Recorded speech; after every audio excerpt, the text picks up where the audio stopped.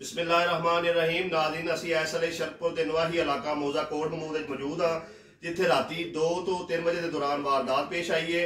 और ये वारदात जी है बाबा मुहम्मद रफीक के घर हुई है। तो तफसीलात उन्होंने तो ही जानने जी। सलाम अलैकुम बाबा जी। वालेकुम सलाम। बाबा जी की नुकसान होया तुहाडा? एक लोको तो है, 2 मुंदरियां हुई ने जी, 2 मोबाइल होए ने जी, 10,000 रुपया होया है।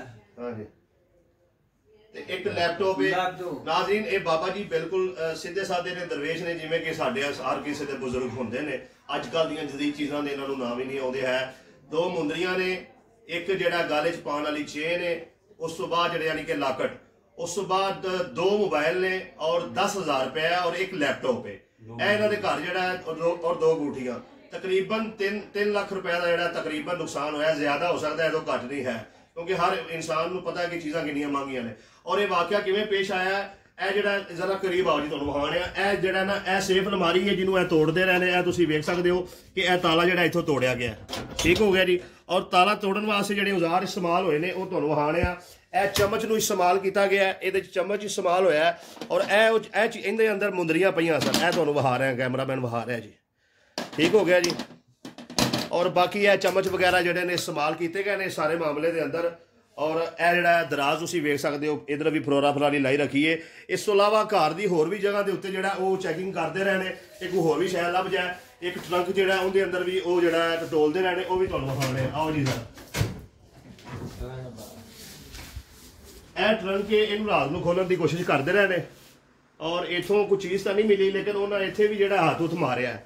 तो ये बाबा मुहम्मद रफीक जोड़े ने, इन्हों के बच्चे बाहर गए ने, उत्थे उन्होंने दिन रात एक करके मेहनत मजदूरी करके पाई जोड़ के चीज़ां बनाइया ने।